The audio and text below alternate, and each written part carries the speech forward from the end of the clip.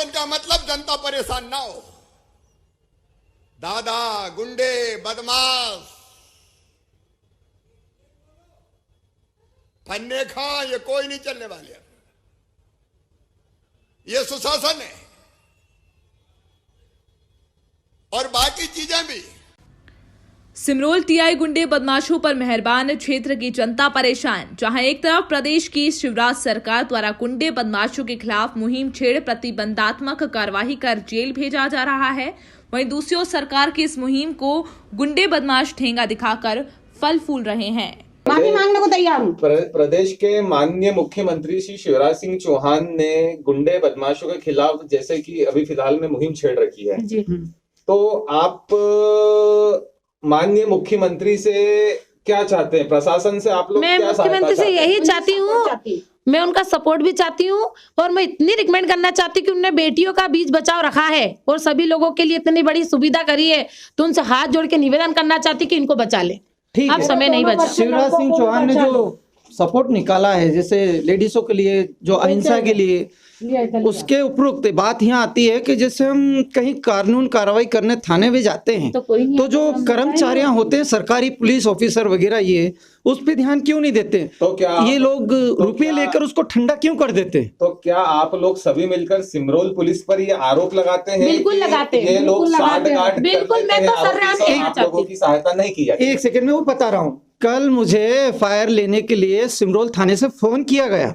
मैं एफआईआर लेने गया पापा को लेकर।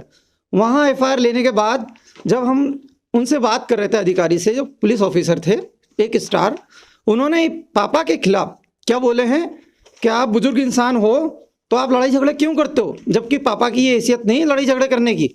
उन्होंने ये भी कहा कि आइंदा आपने राहुल की तरफ आंख उठाकर भी देखा तो आपका बहुत बुरा हाल होगा। मतलब पापा को दबाव उधर से किया गया, उधर से दबाव किया गया और मुझे भी। जिन्होंने आपको ये बात कही है, हाँ, उस पुलिसकर्मी का नाम आप बता सकते हैं? मैंने नाम तो पूछा नहीं, मैं कल एफआईआर लेने गया था, तब पापा को भी उनने झड़ती ली, मेरी भी झड़ती ली।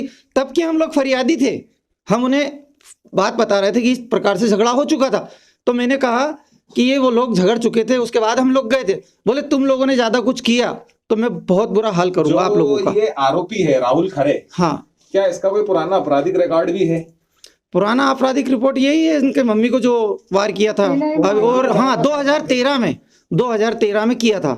मैंने बताया ना, जब मैं शादी में था साले के यहाँ, उस परेड में पापा पे इन लोगों ने हमला किया था। मतलब इनके पुराने राहुल खरे एवं जी पूरा रिकॉर्ड है सारे थाने पे।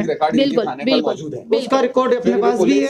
इनकी सहायता करती है और आप लोगों को नहीं सहयोग नहीं किया। मैं एक बात कहना चाहूंगी, जहाँ तक ये सारी गुंडागर्दी चल रही, यहाँ का थाना सबसे घटिया थाना मानती हूँ मैं। गरीब लोगों की सहायता बिल्कुल नहीं आप करते। पूछो तब, अगर पापा की एफआईआर दर्ज है तो मुलजिम फिर बाहर कैसे घूम रहा है, कार्यक्रमों में कैसे लेडीज जा का रहा है? बलात्कार हो जाए ना तो यहाँ के सिमरोल थाने के पुलिस वाले क्या कि तू और रेप कर, हम खड़े हैं सामने, इतने गंदे पुलिस वाले। ताजा मामला इंदौर के समीप स्थित सिमरोल गांव के सामने का है, जहां पर एक लिस्टेड गुंडे ने 70 वर्षीय बुजुर्ग को सिर पर कुल्हाड़ी के पिछले हिस्से से वार कर जान से मारने का प्रयास किया, जिन्हें गंभीर अवस्था में महू के मध्य भारत अस्पताल में भर्ती कराया गया। जब पीड़ित के परिवारजन सिमरोल थाने पर अपनी शिकायत दर्ज कराने पहुंचे तो वहां के पुलिसकर्मियों ने परिवारजनों से अभद्रता करते हुए गाली गलौज कर वहां से भगा दिया। पीड़ित परिवार ने थकार कर एनटीवी टाइम न्यूज के विशेष संवाददाता दुर्गेश धुलधोए से संपर्क कर अपनी समस्या बताई।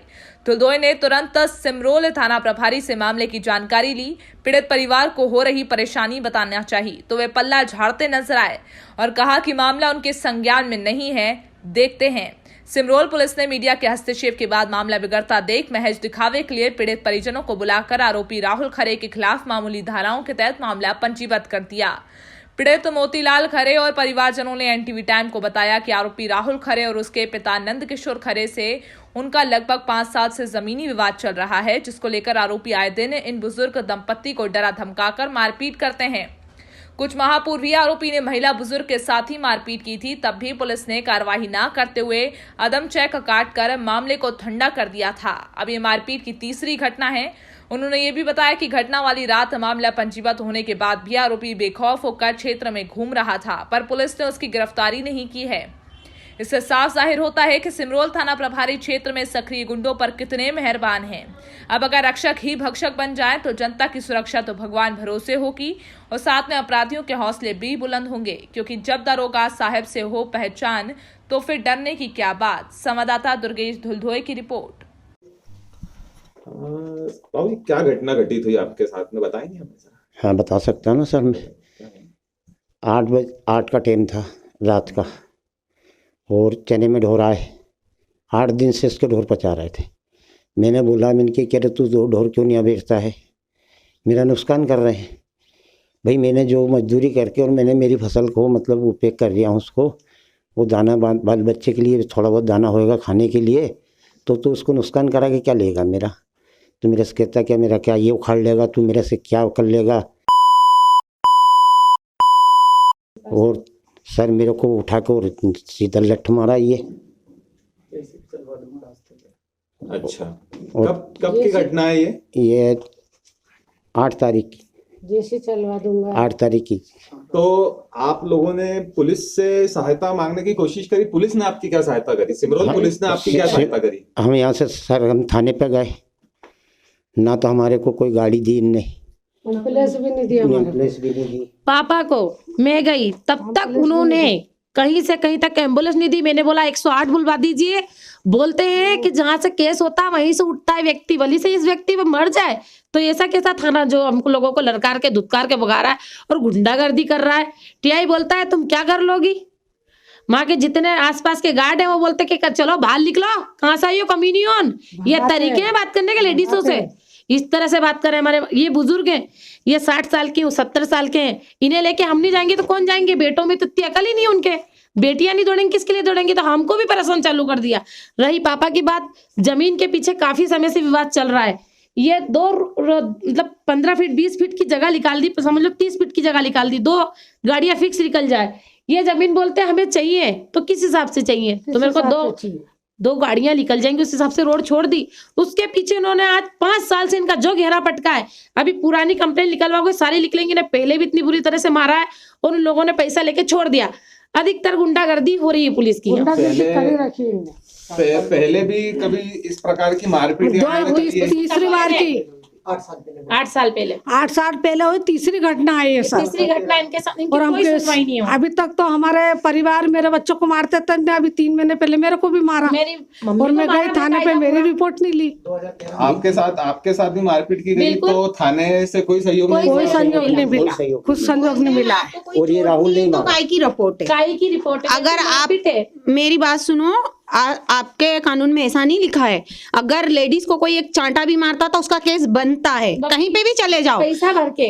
अगर मेरी मम्मी को इनने डंडा मारा, रीप मारी, तो कोई केस नहीं। और हम लोगों ने गाली बकी तो हमें इनने ना मतलब बोलते हैं इनकी बेटियां बोलती हैं, तो बताओ हमारे माँ बाप को कोई मारेगा तो हम नहीं बोलेंगे? अगर कहीं के कानून में ऐसा लिखा है कि माँ बाप पैसे रुपये और केस ठंडा पटक देते। अभी ये ताजा झगड़ा में पैसा भर दिया। आरोपी का क्या नाम है? आरोपी का और राहुल है, और करवाने वाला आगे नंद किशोर है। ये बड़ा हमारा भतीजा, वो करवा रही है। क्या नाम, पूरा नाम क्या है? पूरा नाम उनका नंद किशोर खरे है और राहुल खरे है। तो ये 2 ज्यादा परेशान कर रहे हैं मेरे तो क्या आप इन पर आरोप लगाते हैं कि ये पुलिस से साठ-गांठ कर रहे हैं? ये 60 गांठ, क्योंकि इनके भाई पुलिस में, इनके मामा पुलिस में, तो पूरी 60 गांठ हो रही पुलिस की। इसका भाई आर्मी में सेकंड नाम का। तो भाई कहाँ से सुनेगा गरीबों की, किस स्थिति में हमारी कौन सुनेगा? इनका फोर्स आ जाता है, हमारे को तो कुत्ते कहीं भगा देते हैं।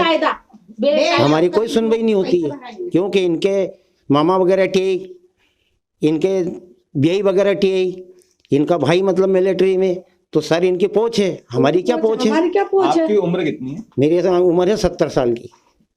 अभी आपके साथ जो मारपीट की गई है, जो जानलेवा हमला आपके ऊपर हुआ है, वो तो जानलेवा FIR हुई है? FIR हुई सर, वो सही साट नहीं करी है FIR। हाँ ये है ना सर मेरे कने। बताइए FIR, ये वाली FIR है जिसमें कम धारा लगी है, और ये चोट है पापा को पूरे खून में। पूरी वीडियो दी थी मैंने, सबको बांटी थी वीडियो। इस हालत में मैंने MY में ले ली थी। बताइए, ये धारा है पापा की, ये धारा है। रात को हम ये दम कम धारा है, पैसा भर के कपड़े खून के मारेंगे अंदर कपड़े में। ये, और ये चोट है पापा के सर पे पूरी। फिर ये कैसे एकदम कम धारा लगे, पुलिस वाला बोलता है चोट नहीं है, फिर ये कैसे आई? ये बोलता है पुलिस वाला पापा को पट्टी हिटवा के कि चोट नहीं, तो फिर ये चोट कहाँ से आई इनको? टाँके उसमें। पहले जो माता जी के साथ में, जैसे कि माता जी आपने भी बताया है कि आपके साथ में भी मारपीट की गई, तब भी आपने कोई ऐसा दस्तावेज है आपके आपको पास? मैं बताऊं, मेरी बात सुनो। जब हमारे बड़े भतीजे ने और छोटे भतीजे ने, ये दोनों नंद किशोर और राहुल खरे, इन दोनों ने रास्ते का विवाद करा। मैं शाम के टाइम घर गई, सिमरोल घर है अपना, ये दोनों बच्चे घर रहते हैं। मैंने बोला भाई तुमको, आपको ऐसा लगता है मैंने आपकी जमीन रोकी है, तो आप भाई कौन सा रास्ता रोका मैंने, तुमको परेशानी आ रही? बहुत दूर है, ये रास्ता है बस इनका, वो रास्ता जो रोका इनकी खेती उधर है और ये रास्ता है, एक रास्ता वो है। ये जबरन जी ना मेरे जमीन में भी दखल देते हैं और हमारी राजीव जी से जमीन बटी हुई है और जमीन 22 साल हो गए हैं बटे को, और राजीव जी से जमीन बटी। और इसके बाद में भी हमारी तहसील से पटवारी ने नाप के जमीन दी, तो इसमें हमारे कने जमीन के विषय में भी ये झगड़ा कर रहे हैं मेरे से। ये जमीन का आपके साथ मेरी घटना ये हुई है, बच्चों करने गए तो इसने घर में से उठा के, तेरे को बहुत जगह चाहिए, राहुल ने मेरे को उठाकर लट मार दिया। ये बच्चा खड़ा था मेरा बिचोट वाला, इसने कूद के होटले पे से इसने एक तो यहाँ झेली और दूसरी यहाँ झेली, इसको लग गई, इसको खून निकल आया, मेरे पैर में लग गई। तब रिपोर्ट करने गई तो हमसे क्या बोलते हैं, बोले बाहर निकलो, तुम तो बोले झूठ का केस बना के लाए हो, तुमको कहीं नहीं लगी, जाओ। आपके साथ जब मारपीट की गई थी तब आप सिमरोल थाने पर गए थे, वहां पर किसी प्रकार की कार्रवाई की गई? नहीं करी, नहीं करी। भगा दिया इसे। अदम शेख जो था, ये अदम शेख लेडीज को मारने के बाद भगा दिया। तो बताओ इन पुलिस वालों से क्या सहायता मांगे हम, और क्या इनसे बात करें जब ये औरतों को इतना बदतमीज बोलते हैं कि भगो यहाँ से, साले सब धंधेबाज हो तुम। ये पुलिस वालों का कहना है, यहाँ का खुद गुंडे हैं साले। ये गुंडागिर्दी बहुत कर रहा राहुल। नरेश खरे। मुझको बोलते क्या उखाड़ लेगी। क्या घटना घटित हुई थी जिस समय जब माता जी के साथ भी मारपीट की गई थी, जैसा कि इनका कहना है, तो जब आप भी मौके पर मौजूद थे वहां पर? जी हाँ, मैं घर पर था। मम्मी आई थी इनको समझाने के विषय में कि रास्ते का क्या विवाद क्यों कर रहे हो, इस विषय में चर्चा मम्मी ने करी थी। और उसी परेड में जो राहुल है खरे, जो हमने काका जी का लड़का है, वो लोहे की जो रीप आती है एल्यूमिनियम टाइप की, लंबी रीप लेके आया, कम से कम 3 से 3.5 फीट की लंबी होगी वो। उस रीप से मम्मी पे वार जैसा ही करा उसने पैर पे, दूसरा वार करा उसने माथे पे, वैसे ही मैंने उसको इस खंधे पे ले लिया था यहाँ। उसके बावजूद उसके बाद नंद किशोर खरे जो हैं उनने बीच बचाव कर दिया। फिर उन्होंने एक राय दी, बोले आप थाने में चले जाओ। मैं ठीक है। फिर मैं थाने में गया रिपोर्ट लिखवाने, तो उनने ये आदम चेक फाड़ के दे दिया। उस टाइम में ठंडा पड़ गया। ये 2013 में यही घटना तब हुई थी जब मैं मेरे साले की शादी में था। मेरी ससुराल नेरून ग्राम है, सिमरोल से 15 किलोमीटर दूर। मतलब आपके कहने का तात्पर्य ये है कि ये जो मारपीट की घटना है कम से कम 3 से 4 बार हो चुकी है। बिल्कुल बराबर। मैं ये रिकमेंड करना चाहती हूँ कि मेरे मम्मी पापा पे जान की हानि आ चुकी है। अब मेरे पापा के मम्मी के पास समय नहीं बचा है। हम सब चारों बहन भाई अनाथ हो जाएंगे, क्योंकि जड़ हमारे लिए हमारे माँ बाप है, बुरे हैं भले हैं, जैसी भी हमारे लिए है। अब इनके साथ जान का हमला चालू हो चुका है। अब हम लोग क्या करें बताइए आप, इसकी जिम्मेदारी कौन लेगा? अगर जो कुछ होता है तो जिम्मेदार नंद किशोर और राहुल रहेगा। अगर मेरे मम्मी पापा को कुछ होता है, ये बोलते हैं मेरे पापा मम्मी शराब पीकर लड़ते हैं इनसे, तो दुनिया में कौन सा इंसान है जो शराब नहीं पीता और किसी को गाली नहीं बकता हो? तो आप मुझे अगर इस बात का कोई जवाब दे दे तो मैं उनसे हाथ पैर जोड़ने को तैयार हूँ, उनके माफी मांगने को तैयार हूँ। प्रदेश के माननीय मुख्यमंत्री श्री शिवराज सिंह चौहान ने गुंडे बदमाशों के खिलाफ जैसे कि अभी फिलहाल में मुहिम छेड़ रखी है, तो आप माननीय मुख्यमंत्री से क्या चाहते हैं? प्रशासन से आप लोग मैं क्या मुख्यमंत्री से यही चाहती हूँ